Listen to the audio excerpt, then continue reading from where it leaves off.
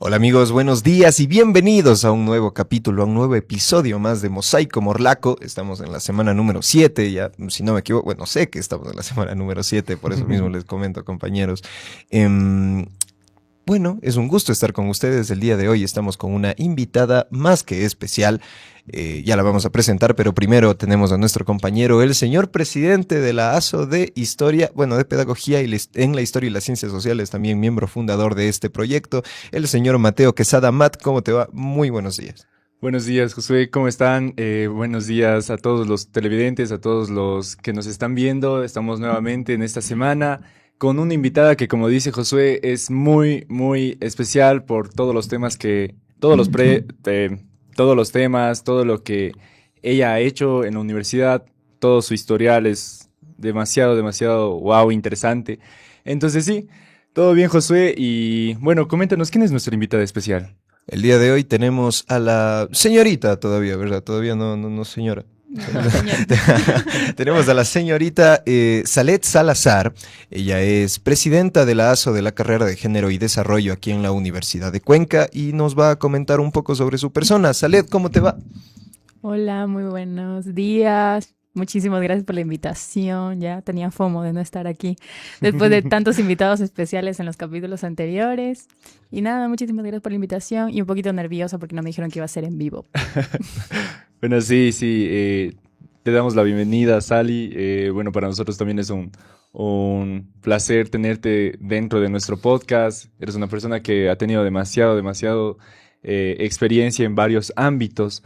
Entonces, coméntanos primero, bueno, yo sé de que, y quisiera que el público también sepa de que eres primero presidenta de tu carrera. ¿Cuál es tu carrera? ¿Presidenta Sí. de qué eres? Yo soy presidenta de la carrera de Género y Desarrollo que se encuentra en la Facultad de Jurisprudencia. Y ya mismo ya dejo de ser presidenta porque ya este ciclo acabó mi gestión. Chévere, chévere, chévere, Sally. Pero, y coméntanos un poco más sobre tu carrera. ¿De qué es género y desarrollo y en qué se especializa género y desarrollo? Bueno, está complicadito. Es más que nada como una carrera que busca justamente como impulsar como políticas públicas y en el ámbito social en general y el político también, pero desde un enfoque de género, ¿no? Porque es súper importante tener un enfoque de género para Claro. porque es importantísimo como estar súper consciente de todas estas luchas, ¿no? Entonces la carrera es muy interseccional, por ejemplo, vemos un montón de cosas, eso era algo que estábamos hablando en un podcast que nosotros tenemos desde la carrera que impulsamos justamente este ciclo también, que estamos grabándolo, todavía no sale, y era que por ejemplo, la mayoría de personas que entran a la carrera era porque querían o derecho o psicología, pero nosotros en la carrera tenemos de todo.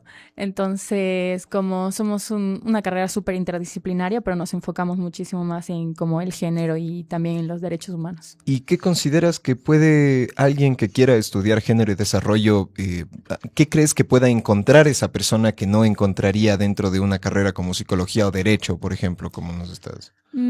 Es que lo decíamos justamente así por el hecho de que nosotros dentro de la carrera vemos esas materias, vemos como psicología del desarrollo, psicología social, vemos derechos humanos, vemos estructura del Estado, vemos como un montón de materias que se ven en estas carreras e incluso también en otras carreras.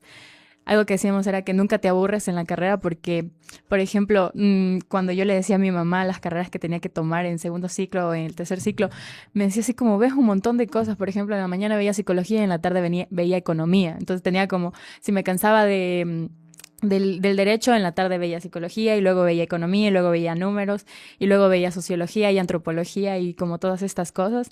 Y también como lo más interesante de la carrera es que siempre lo puedes complementar. Por ejemplo, la mayoría de nuestros profesores tienen como doble licenciatura. Por ejemplo, mi profe de economía es economista y luego estudió género y desarrollo. Entonces como que aplica eso también un montón. Y ya así como que la carrera es súper completa. ¿Y cuáles son las oportunidades laborales que te puede abrir la carrera de género y desarrollo en un futuro, una vez graduado de la universidad? Bueno, nosotros nos enfocamos, como ya dije, como mucho más en las leyes. Entonces, como tenemos este campo laboral en tanto como entidades públicas, privadas. También podemos ser docentes como en la mayoría de las carreras. Y eso como netamente en el ámbito social y político. Qué chévere, qué chévere, qué chévere, Sally, de que realmente estés vinculada en todo lo que es chistoso, porque ahora estamos teniendo problemas técnicos, pero espero de que no pase nada y sigamos con la transmisión en vivo, todo bien. Y bueno, obviamente lo que nos contaba Sally de que ha estado en los ámbitos políticos, más que todo. Pero y cuéntanos cómo tal vez tu carrera de género y desarrollo Ujú. también ha sido vinculado en tu experiencia, en lo que tú piensas, cómo ha cambiado eso, porque obviamente querías seguir, o bueno, la mayoría se mete por otras carreras, más no por género y desarrollo, pero también eso también ha influenciado en tu vida diaria, en tu nuevo pensamiento. ¿Cómo ha sido eso? Bueno, sí. Por ejemplo, yo sí quería estudiar la carrera de género y desarrollo. O sea, yo antes quería ¿Ya? estudiar periodismo o quería estudiar artes, porque yo decía como quería, como ya era como activista, por así decirlo, desde mi trinchera.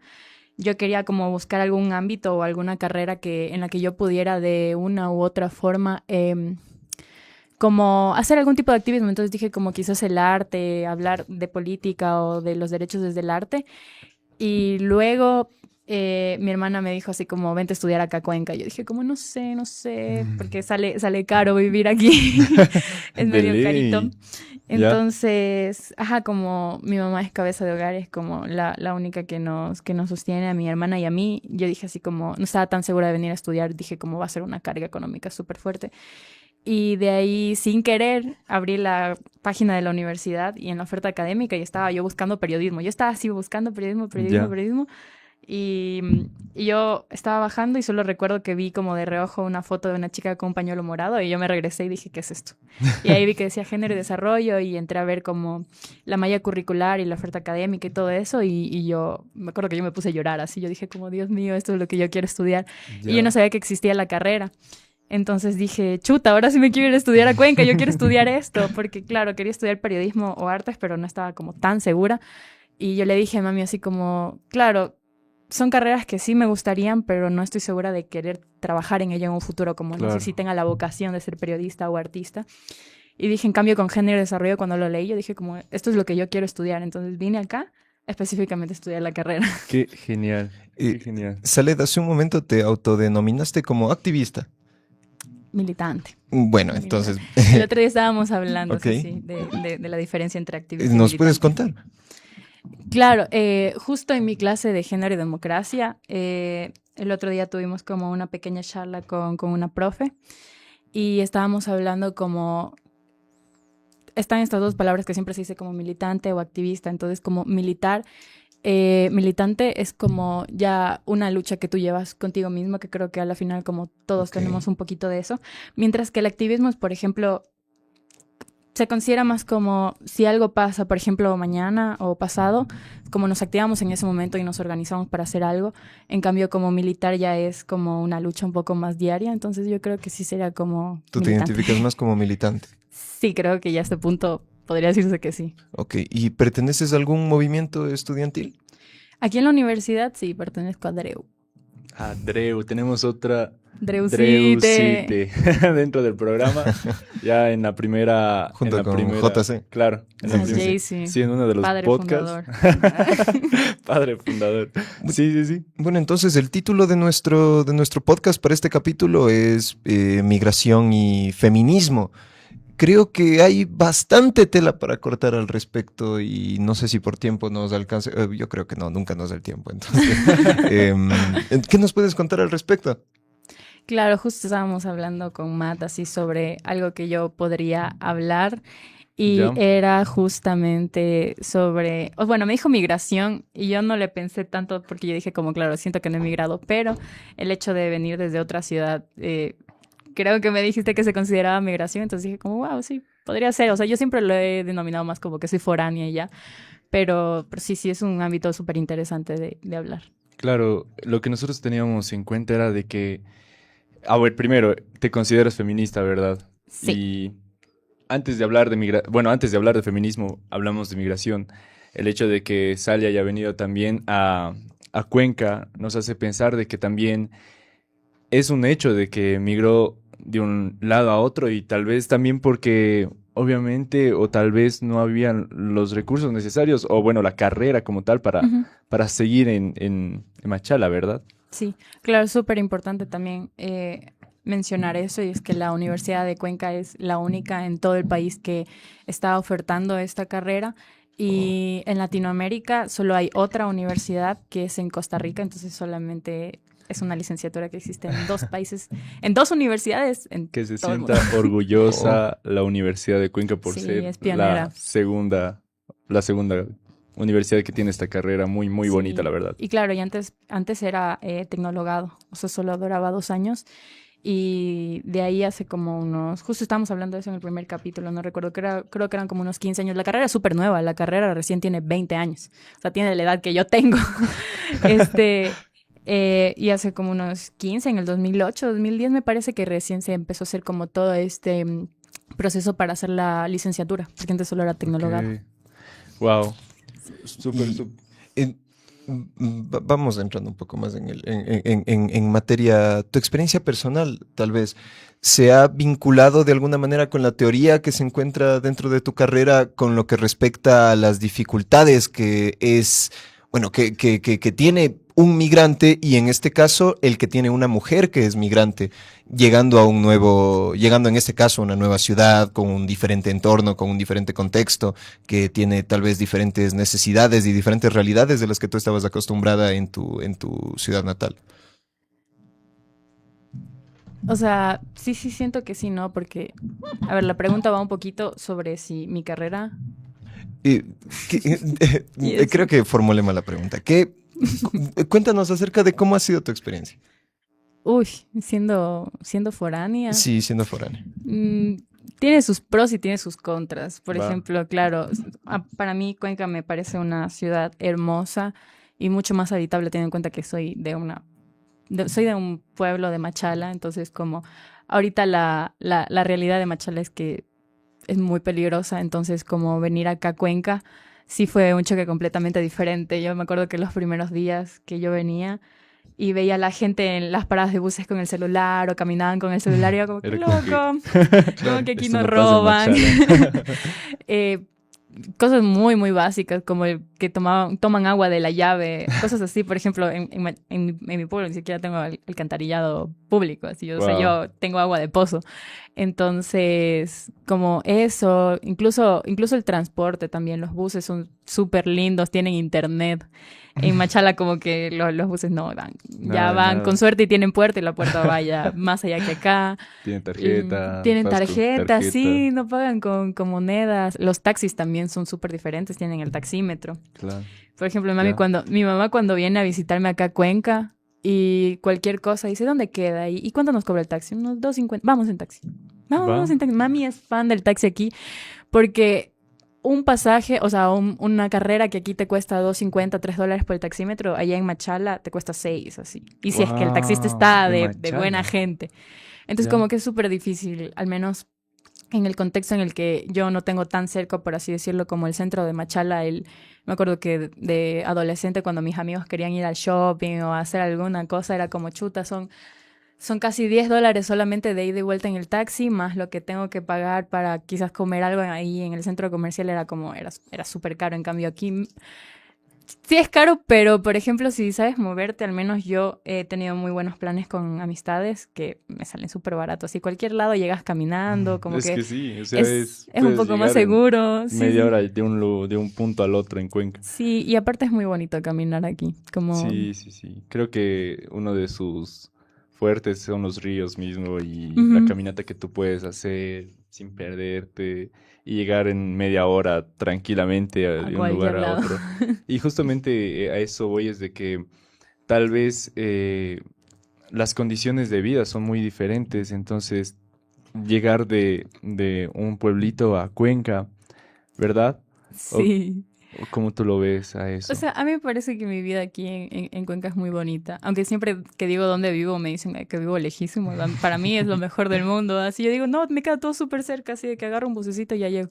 Entonces, como para mí, Cuenca es como es algo completamente diferente, totalmente. Y Totalmente. algo más ver centrado un poco también en el tema de nosotros. eh, ¿Cómo ha sido también tu experiencia feminista, tanto en Machala como en Cuenca? Uy, eso creo que es muchísimo más interesante, porque justamente también hablaba con mi profe de género y democracia el otro día que trajo a una militante de aquí de Cuenca y nos contó Ya, como toda su historia, como, ajá, la clase fue como hablar con ella y nos contaba que había estado como en todo este proceso de pintar el puente de Vivas Nos Queremos y cosas así, como nos había contado todo lo que había pasado va. en su militancia. Y yo le decía que para mí era muy interesante y a mí me gustaba como cuando recién vine, yo cualquier espacio que había de cualquier colectiva, yo ahí estaba.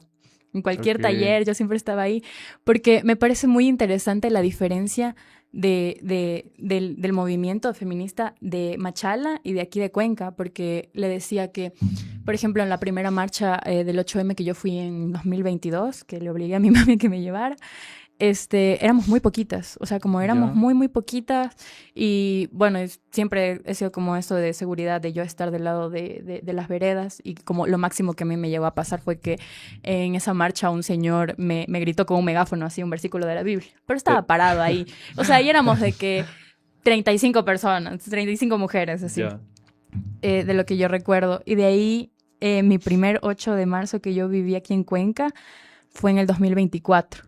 va. Entonces yo me acuerdo que yo vine justamente para la marcha del 8M porque ya estaba en el proceso de venirme a vivir acá para iniciar mi preuniversitario y le dije a mi niña que me llevara y yo me quedé como súper fría porque eran muchísimas más personas, o sea, ya eran calles enteras Claro. y hasta recuerdo que cuando llegamos al puente Vivas Nos Queremos y bajaron a la calle de ahí, llegó la policía y nos gasearon. Entonces yo estaba así como, esto fue un choque completamente diferente, porque claro, como en Claro. Machala éramos tan poquitas que no llegué yo a vivir como esa represión y en cambio aquí éramos un montón, un montón, un montón. Y también como todos estos lugares emblemáticos que te digo, como el Puente Vivas Nos Queremos o como un montón de fundaciones, la Casa de la Mujer, María Amor, como todos esos espacios que yo he ido conociendo y las colectivas que he ido conociendo, es completamente diferente. Es como ya, siento que es un movimiento muchísimo más posicionado. Y en Cuenca y en Machala creo que estamos como en esos pasitos de irnos formando todavía.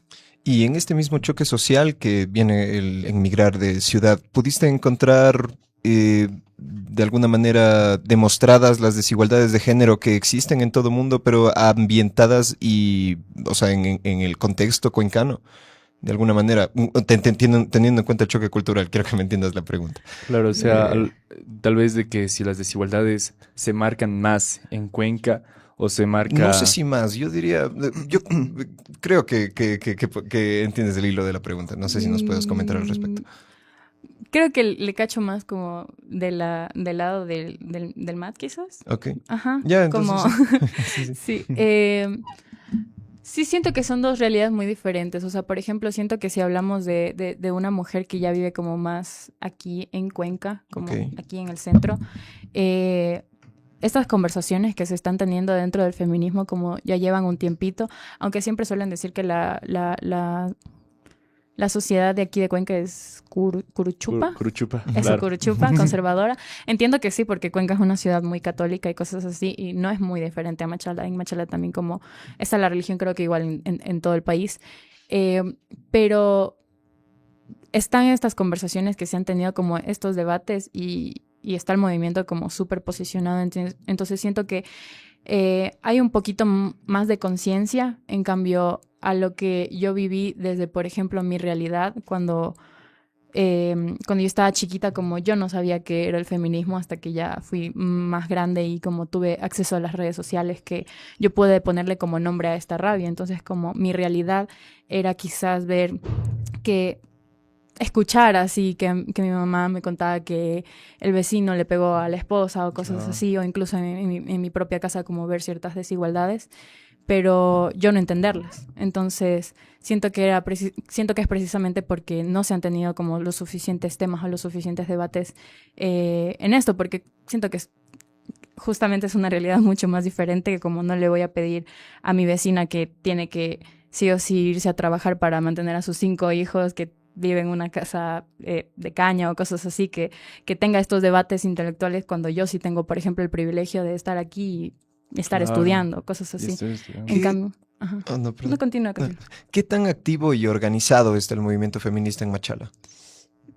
Por ejemplo, hay una colectiva que se llama Creando Juntas, que fue la primera colectiva que yo conocí en la primera marcha a la que fui, porque mi mamá es profesora y es profesora en una Ok. escuela fiscal.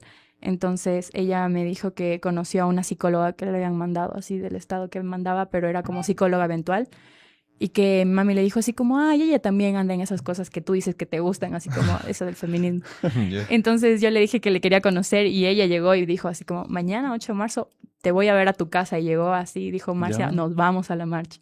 Mami, Chévere, bueno, qué vamos a chévere. llevarte, no sé qué. Y me acuerdo que llegué y estaba esta colectiva y hay un montón de mujeres como súper chéveres que están sosteniendo ya la organización en Machala, pero siento que hay espacios, hay mujeres como que están sosteniendo, pero lo que faltaría quizás es que nosotros como jóvenes nos involucremos, porque claro, ¿de qué sirve tener un espacio si quizás no vas a tener el apoyo y la asistencia de las personas? Claro, Entonces, a diferencia de aquí de Cuenca, como siento que sí estamos organizados, pero de una manera mucho más pequeña. claro, y tal vez también no puede influir ahí mismo en Machala el hecho de que, obviamente, no creo que seas la primera ni la única persona que ha migrado, Ujú. y siendo joven, una mujer joven, y creo que eso también pasa con algunas, puede pasar con algunas también mujeres que son militantes, son feministas, y que lamentablemente han tenido que emigrar para, claro, para los estudios, para una mejor calidad de vida, para una mejor buscar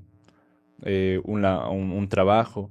Entonces creo que eso también ha sido tal vez puede ser un factor para que no haya una organización más grande dentro de Machala. Yo siento que, bueno, por ejemplo, tengo como un montón de amigas que sí les interesan estos temas, pero siento ¿Ya? que sigue siendo como un debate medio cliché allá. ¿Ya? O ¿Por sea, qué? como que no se están tomando, no se tocan tantos estos temas, siento yo, como justo te digo, a diferencia de aquí, que es como, sí, estos temas siempre son incómodos de tocar en cualquier lado del mundo, van a ser súper incómodos, pero siento que están mucho más ocupados como sobreviviendo a otras luchas, como Claro. Sí, claro. no es tan fácil como decir, ¿sabes qué, chicos? Vamos a hacer una carteleada o cosas así cuando ni siquiera puedes salir al parque porque hay atentados todo el Ajá, tiempo o hay robos o matanzas, así sicariatos, como no se claro. dan tanto los espacios.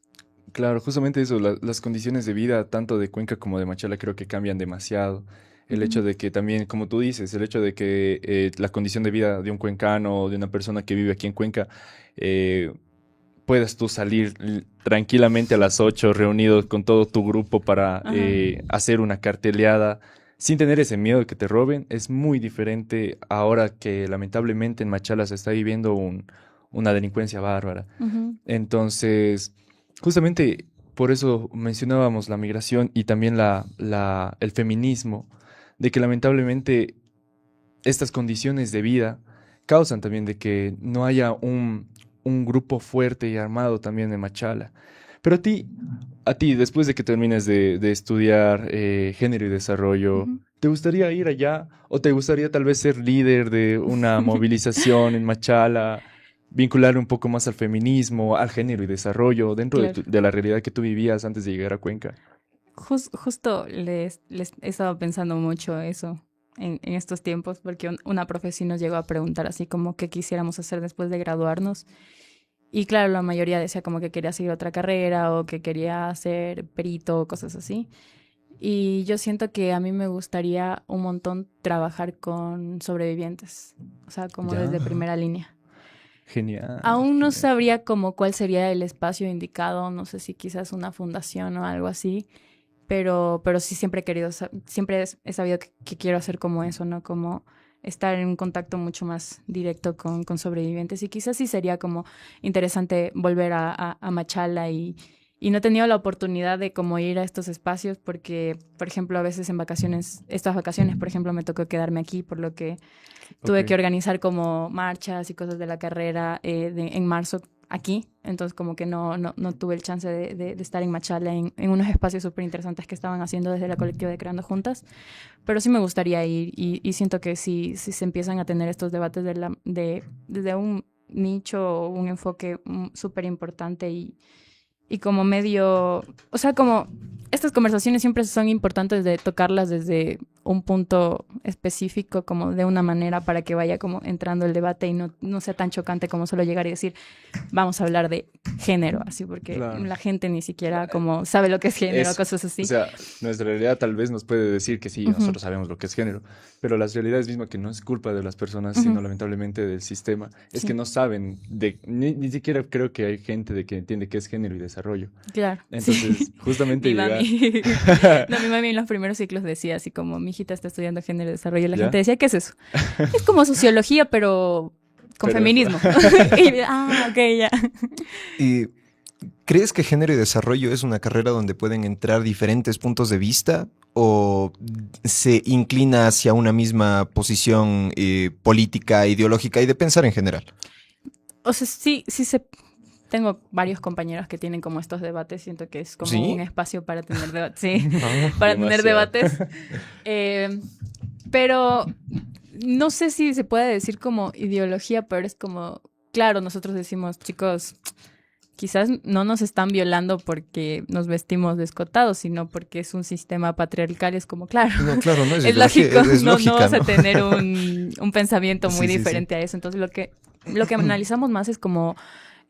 claro, estas estructuras de poderes que a la final no solo nos afectan a las mujeres o a las disidencias, sino también les afectan a los hombres. Como... Y tal vez siendo migrante pudiste repensar y vivir de otra manera estas estructuras de género.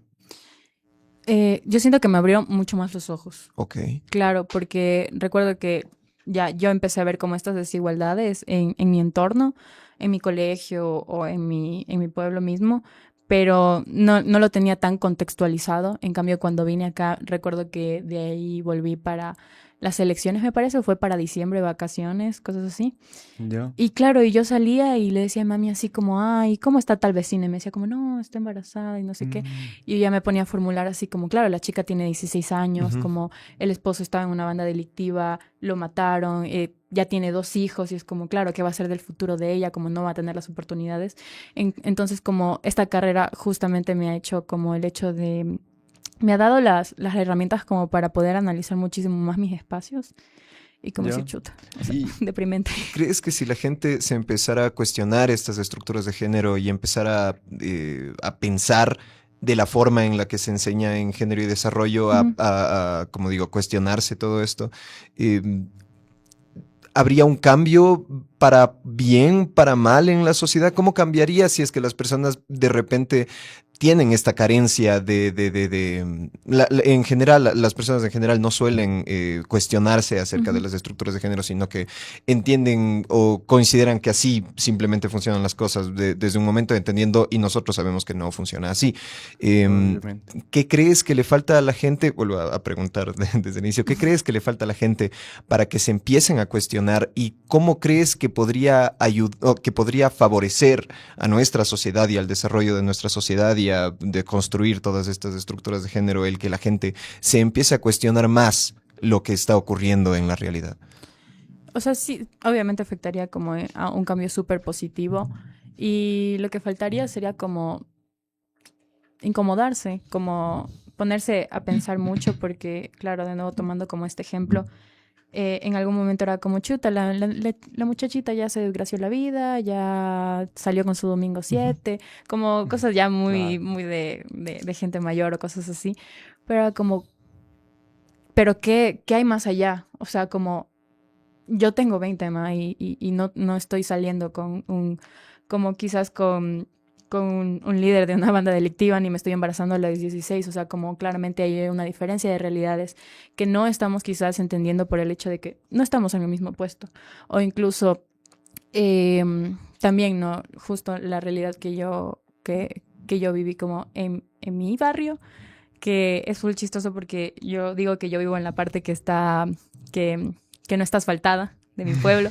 porque en el centro de mi pueblo como sí está asfaltado, pero por ejemplo hay una calle que así es como una línea, está aquí el asfalto y el resto es tierra. Entonces como yo vivo de ese lado del pueblo y claro, alrededor mío hay como muchas familias que son como de escasos recursos, que tienen como todas estas desigualdades de no haber terminado la escuela, de tener como un montón de hijos y no tener un empleo adecuado, como vivir netamente al límite, o sea, como con lo básico, con $20 a la semana y tienes que cocinarle para 4 o 5 niños y todavía mandarlos a la escuela y cosas así.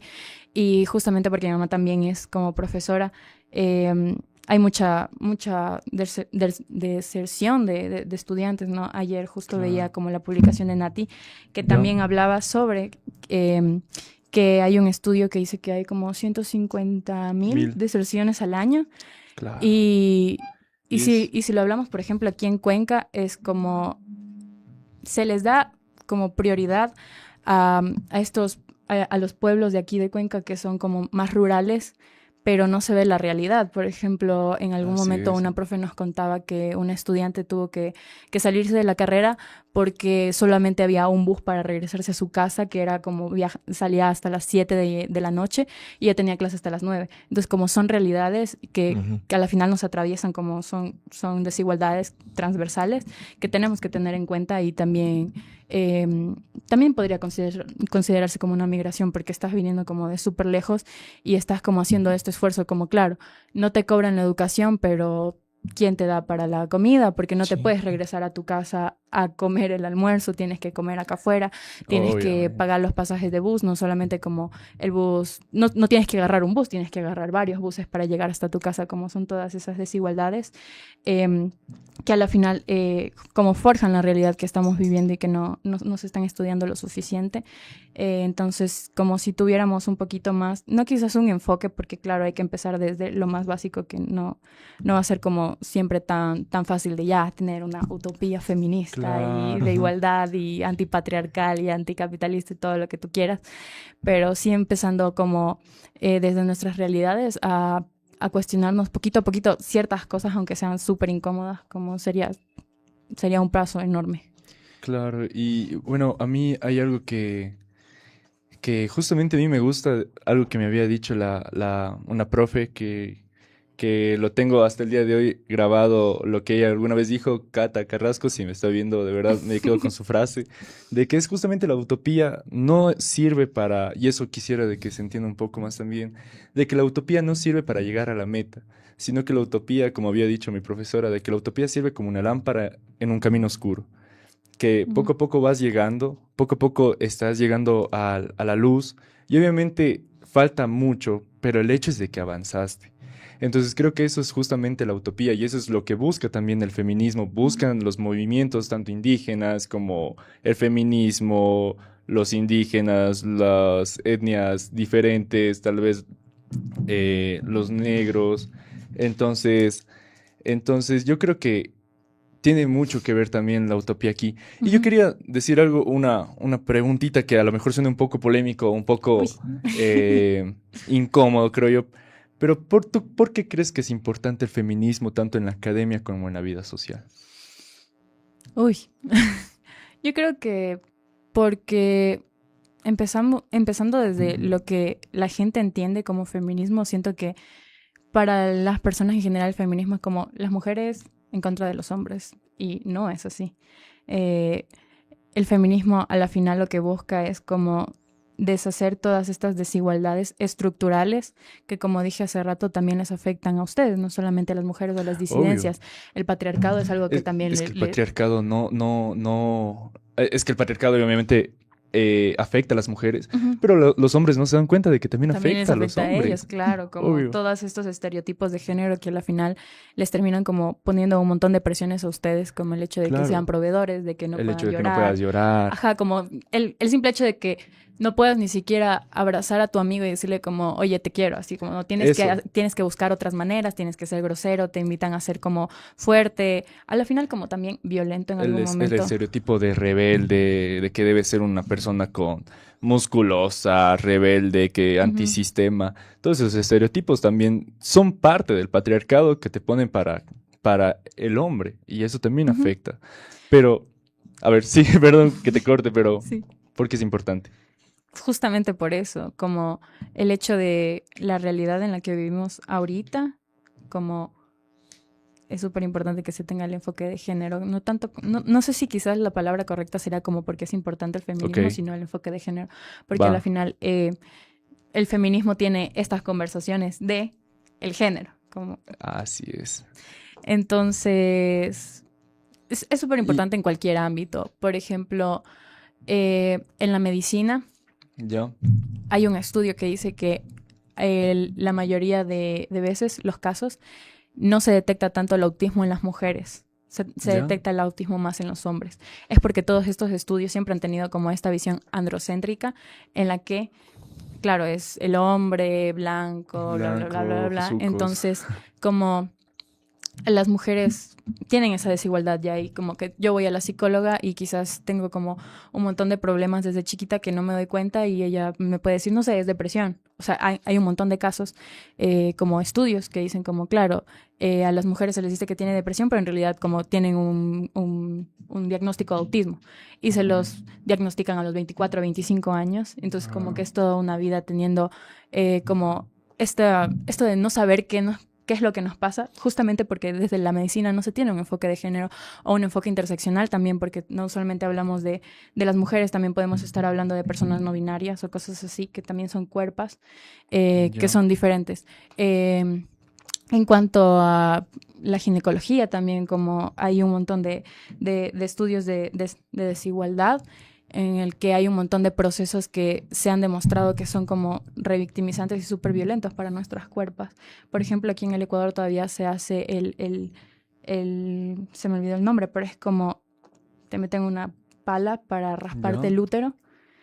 Y la ONU ha dicho que por favor se deje de hacer, que hay otros métodos que son muchísimo más, menos invasivos y menos fuertes, porque claro, es súper doloroso que te metan una pala y te empiecen a raspar.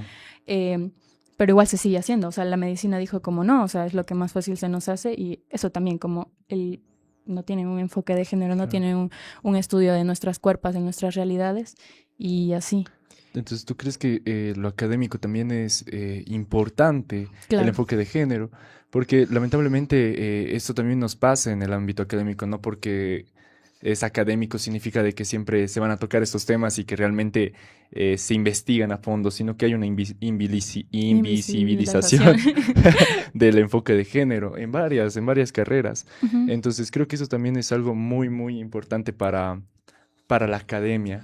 Y no solamente desde la educación superior, sino también desde la educación primaria, secundaria, que al final la escuela termina siendo la institución que primordialmente termina moldeando la sociedad. Sí, ¿crees que deberían haber políticas públicas específicas donde se empiece a hablar acerca de enfoque de género, acerca de feminismo de una manera mucho más integral, para que se empiece a, valga la redundancia, a integrar desde un temprano desarrollo en la sociedad estas ideas para que se puedan empezar a construir ciertos comportamientos y ciertos pensamientos que sobran en nuestra sociedad, si es que lo decimos así? Sí, o sea, un montón, es súper importante.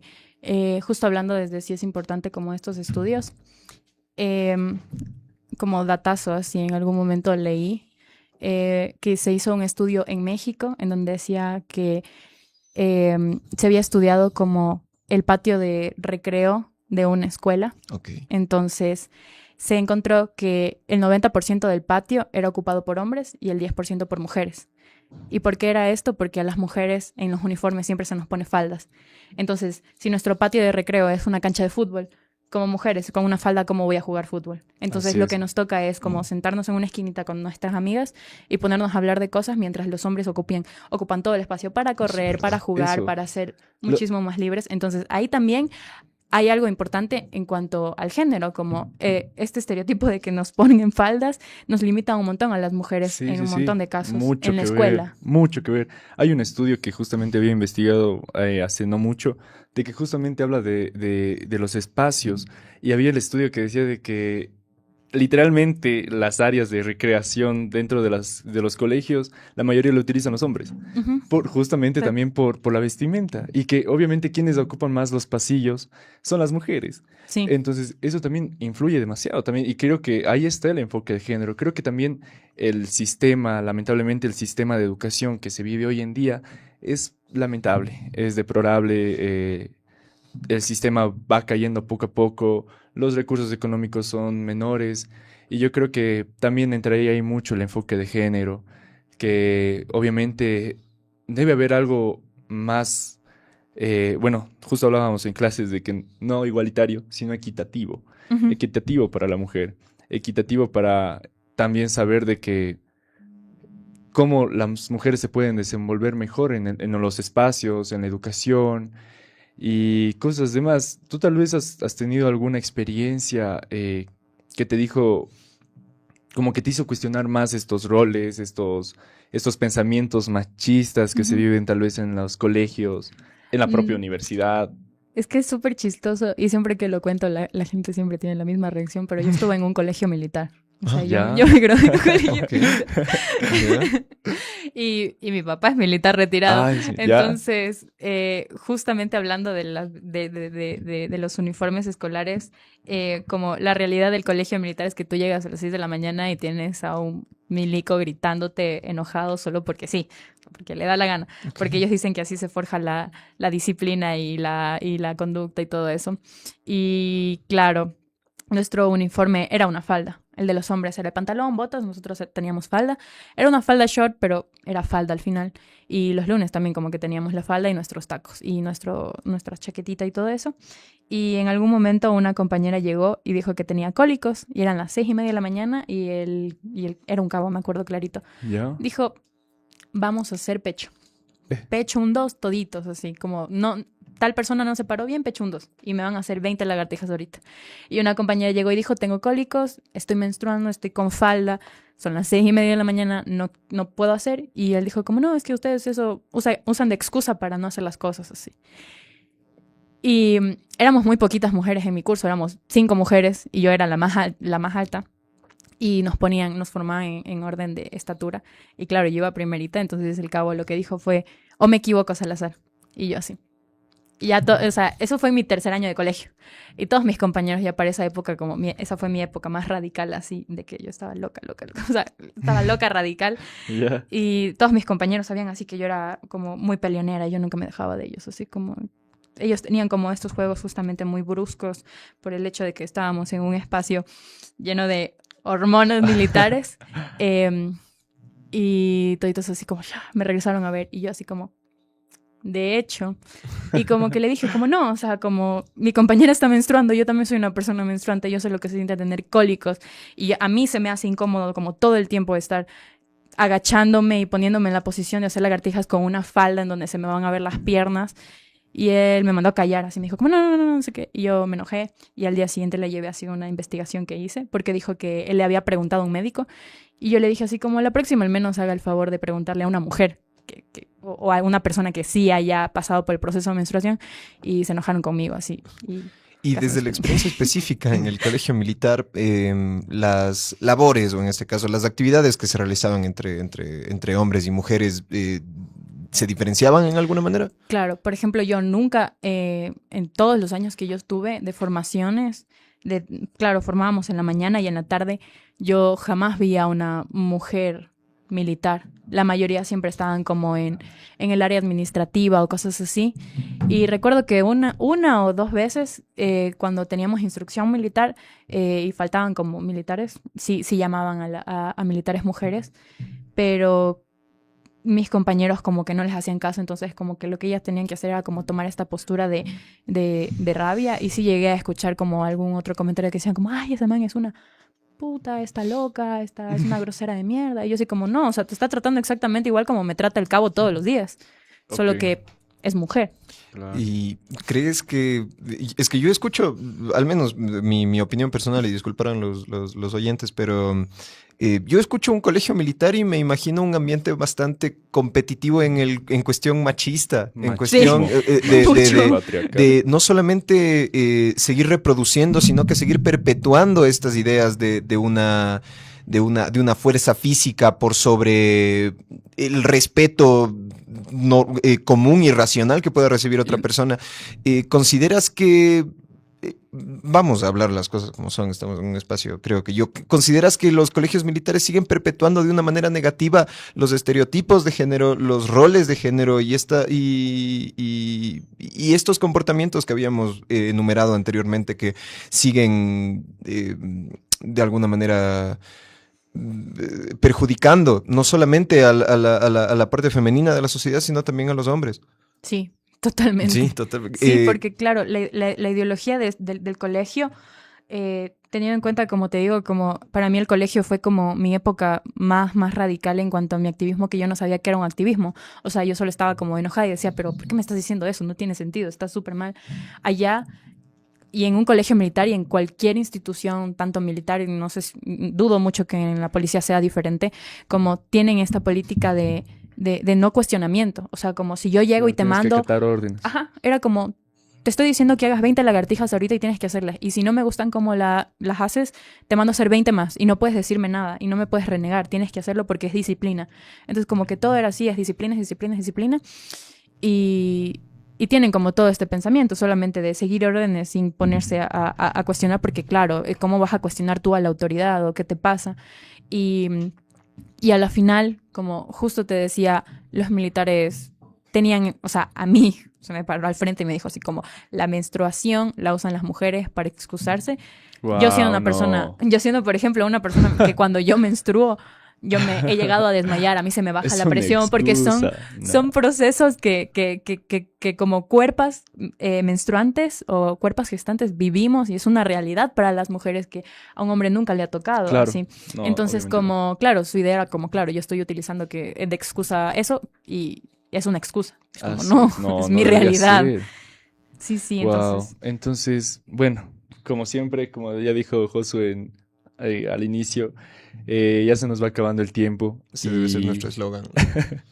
Y ya para una última pregunta, yo quería preguntarte, ¿qué mensaje les puedes dejar a las mujeres, a las personas, a las personas, de que realmente se siguen sin cuestionarse? Primero, las personas que no se están cuestionando Ujú. y que realmente piensan de que es más cómodo no incomodar a las personas. Y en cambio, ¿qué mensaje puedes dar a esas personas que sí militan, que hay personas de que lamentablemente sí cuestionan, pero no salen a marchar, no todavía les incomoda un poquito a ellos mismos salir? ¿Qué mensaje les puedes dar a esas personas que todavía Mm, les falta un poquito más de iniciativa? a ver, para las personas que, que deberían empezar a cuestionarse, es que, bueno, no sé si quizás peco de amable, pero, por ejemplo, algo que yo le decía es que desde que soy militante soy mucho más infeliz, por justamente el hecho de que soy consciente de todas estas desigualdades y dejé de disfrutar un montón de cosas, pero siento que a la final es como un paso así, como si estoy solamente yo, como una sola persona, no, lastimosamente no puede hacer nada. Siempre se necesita de más, así, se necesita de un montón de personas, de un montón de procesos como para llegar a esta utopía quizás de un mundo increíble, hermoso. Eh, como sí es muy incómodo, es doloroso también, como darte cuenta de un montón de cosas que quizás tú mismo estás viviendo y no te has dado cuenta de que viviste, no solo hablar como desde la realidad del exterior, sino como tú también decir como chuta, claro, tal vez esto que me pasó es este tipo de violencia y yo no estaba consciente, es súper fuerte, es un proceso, pero que se animen porque a la final sin esos procesos, sin ese dolor, como no podemos llegar a absolutamente nada. Para las personas que quizás no se animan a salir, también como que les entiendo un poquito, porque claro, estamos en una realidad en la que, por ejemplo, tienes a las Fuerzas Armadas en este país que en lugar de defenderte, te llevan, te levantan y te desaparecen. Entonces, como por ejemplo a mí me ha tocado un montón, al menos en estos procesos del paro, que mi hermana me decía como no te vayas, así como te van a hacer algo y no sé qué, y claro, y justo no iba y veía que a las bordadoras autoconvocadas les tiraban las motos encima, como Así es, son sí, entornos sí. súper violentos que sí son difíciles de habitar, pero también cuando vas, al menos a mí me gusta mucho como estos espacios de lucha porque no tienes un espacio en donde gritar como desestresarte, como usar esta rabia diaria en algo. Entonces, al menos para mí son espacios así. Y para las personas que militan, como el otro día estaba en un taller justo y se hablaba de que ser militante es como muy, muy deprimente, porque tú sientes que luchas y luchas y luchas y todo lo que haces como no sirve para nada, como tú dices, es que sigue como esta realidad siendo igual y no está cambiando en nada, pero sí está cambiando, como poquito a poquito, Ay, sí lo está pasitos, haciendo, pasitos. pasito a pasito, una persona a la vez, un grupito a la vez, pero lo estamos haciendo, estamos llegando a algo y como la única manera de mantenernos juntos es como abrazando la esperanza de que si seguimos así, algo vamos a lograr. Ok, amigos, entonces simplemente por cuestiones de tiempo vamos a tener que cerrar por acá la conversación. Muy bien, como siempre. Sí, sí, sí, Oye, un espacio súper, súper bonito para hablar, para pensar, para criticar, cuestionarse. Y justamente esta invitada especial, Sally, que es una persona que admiro mucho, creo que tocar estos temitas son necesarios también para cuestionarse y para que la gente se anime, sobre todo. Sí, porque ya tenemos una buena experiencia con la gente de género y desarrollo, ¿no? Así Las es. Con Juanca opiniones también, que vertidas nos dio en un este gran programa podcast. son de... Entonces, bueno, esto fue el capítulo número 7 de Mosaico Morlaco. Estuvimos con Salet Salazar, que es presidenta de la ASO de Género y Desarrollo. Nos habló acerca de su experiencia como migrante, como foránea acá en la Universidad de Cuenca y también como militante del movimiento feminista y todo lo que conlleva el movimiento. Mi nombre es Josué Carpio. Estuvimos también con Mateo Quesada y nuevamente recordar a la señorita Salet Salazar, presidenta de la ASO de Género y Desarrollo aquí en la Universidad de Cuenca. Entonces nos vemos la próxima semana. Tengan un feliz feriado. No hay clases jueves. No. Mañana no hay, ¿verdad? No, ya no hay clases. No hay clases jueves, viernes. Entonces volvemos la próxima semana esperando ya un horario completamente fijo Sí, para, sí. para evitar contratiempos. Sí. Entonces, bueno, compañeros, bueno, amigos, muchísimas gracias por haber estado aquí en nuestro programa, por habernos escuchado y por habernos acompañado una nueva semana más en Mosaico Morlaco. Hasta luego, chicos. Hasta Gracias. luego, bye.